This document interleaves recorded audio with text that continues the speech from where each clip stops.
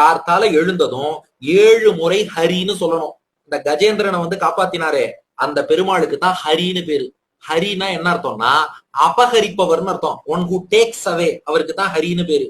எதை அவர் take away பண்றாருன்னா he takes away all our sins, all our troubles, all our problems, all our whatever. நம்ம சில ஆபத்துகள் சொல்றோம் இல்லையா, all our dangers. சோ ஆபத்து வந்தாலும் சரி, கஷ்டம் வந்தாலும் சரி, பாபங்களா இருந்தாலும் சரி, இதெல்லாம் அபகரிச்சுன்னு போயிடுவார். அதனால அவருக்கு ஹரின்னு பேரு. இன்னொரு விஷயம் ஞாபகம் வச்சுக்கிற மாதிரி சொல்லட்டுமா ஹரிக்கு? அந்த யானை ஆதி மூலமேன்னு கூப்பிட்டது இல்லையா, கூப்பிட்டதும் ஹரிபரியில ஓடி வந்தார். he came in a hurry, அதனால அவருக்கே பேரு Hari. he came in a hurry, his name is also Hari.